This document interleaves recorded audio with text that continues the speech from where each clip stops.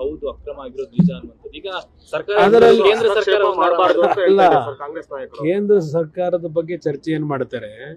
ಕೇಂದ್ರ ಸರ್ಕಾರಕ್ಕೂ ಇದಕ್ಕೂ ಸಂಬಂಧ ಏನು? ಮೂಡಾದಲ್ಲಿ ನಡೆದಿರತಕ್ಕಂಥ ಹಗರಣ ಈಗಾಗಲೇ ರಾಜ್ಯದ ಹೈಕೋರ್ಟ್ನಲ್ಲಿ ತನಿಖೆಗೆ ಆದೇಶ ಆಗಿದೆ. ಅದರ ಮೇಲೆ ತನಿಖೆಗಳು ನಡೀತಾ ಇದೆ. ಇಡಿ ಅವರಿಗೆ ಕೇಂದ್ರ ಸರ್ಕಾರ ಸೂಚನೆ ಕೊಟ್ಟಿದ್ದಾರ?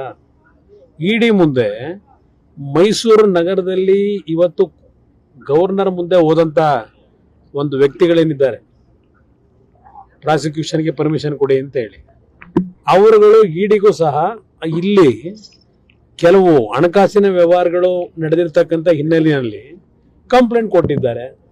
ಅದರ ಮೇಲೆ ಅವರು ತನಿಖೆ ನಡೆಸಿ ಅದರ ಮಾಹಿತಿಗಳು ಕೊಟ್ಟಿದ್ದಾರೆ. ಲೋಕಾಯುಕ್ತ ಏನು ನಡೆಸ್ತಾ ಇದ್ದಾರೆ ಅಧಿಕಾರಿಗಳು? ಯಾರವರು? ಸರ್ಕಾರದ ಅಧೀನದಲ್ಲಿರೋರಲ್ವೇ? ಇವತ್ತು ಎಷ್ಟು ಜನ ಮಂತ್ರಿಗಳು ಸಮಜಾಯಿಷಿ ಕೊಡ್ತಕ್ಕಂಥದ್ದಕ್ಕೆ ಕೃಷ್ಣ ಬೈರೇಗೌಡರಿಗೆ ಹ್ಯಾಟ್ಸ್ ಆಫ್ ಮಾಡೋಣ.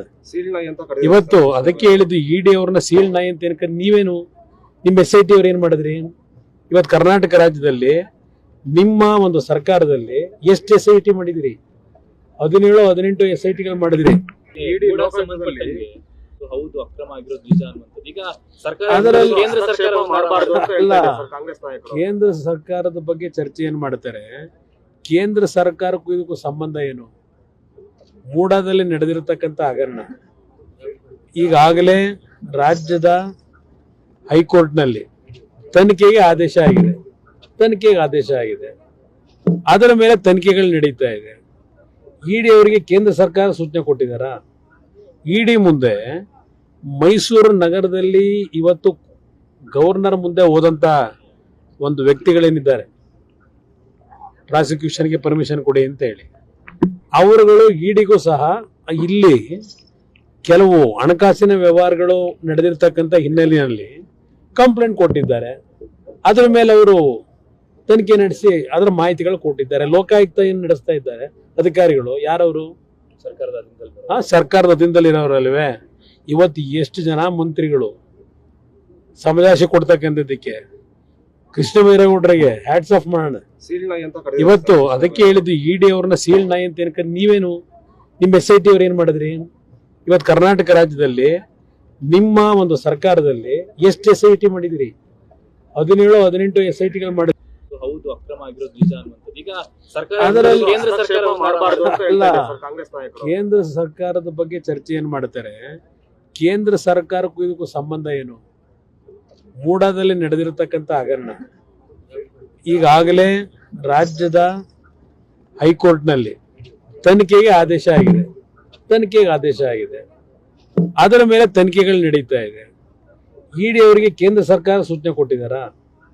ಇಡಿ ಮುಂದೆ ಮೈಸೂರು ನಗರದಲ್ಲಿ ಇವತ್ತು ಗವರ್ನರ್ ಮುಂದೆ ಹೋದಂತ ಒಂದು ವ್ಯಕ್ತಿಗಳೇನಿದ್ದಾರೆ, ಪ್ರಾಸಿಕ್ಯೂಷನ್ಗೆ ಪರ್ಮಿಷನ್ ಕೊಡಿ ಅಂತ ಹೇಳಿ, ಅವರುಗಳು ಇಡಿಗೂ ಸಹ ಇಲ್ಲಿ ಕೆಲವು ಹಣಕಾಸಿನ ವ್ಯವಹಾರಗಳು ನಡೆದಿರ್ತಕ್ಕಂಥ ಹಿನ್ನೆಲೆಯಲ್ಲಿ ಕಂಪ್ಲೇಂಟ್ ಕೊಟ್ಟಿದ್ದಾರೆ.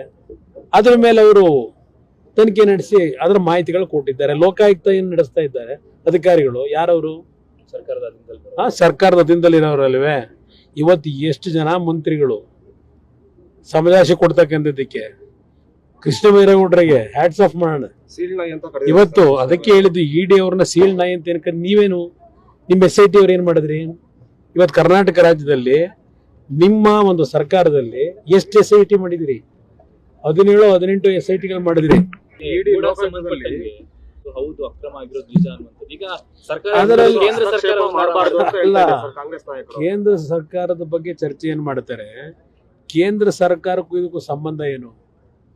ಮೂಡಾದಲ್ಲಿ ನಡೆದಿರತಕ್ಕಂಥ ಹಗರಣ ಈಗಾಗಲೇ ರಾಜ್ಯದ ಹೈಕೋರ್ಟ್ನಲ್ಲಿ ತನಿಖೆಗೆ ಆದೇಶ ಆಗಿದೆ. ಅದರ ಮೇಲೆ ತನಿಖೆಗಳು ನಡೀತಾ ಇದೆ. ಇಡಿ ಅವರಿಗೆ ಕೇಂದ್ರ ಸರ್ಕಾರ ಸೂಚನೆ ಕೊಟ್ಟಿದ್ದಾರ?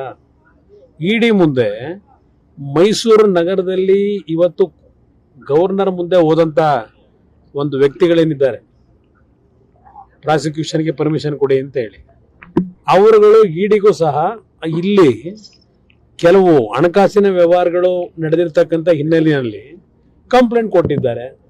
ಅದರ ಮೇಲೆ ಅವರು ತನಿಖೆ ನಡೆಸಿ ಅದರ ಮಾಹಿತಿಗಳು ಕೊಟ್ಟಿದ್ದಾರೆ. ಲೋಕಾಯುಕ್ತ ಏನು ನಡೆಸ್ತಾ ಇದ್ದಾರೆ ಅಧಿಕಾರಿಗಳು, ಯಾರವರು?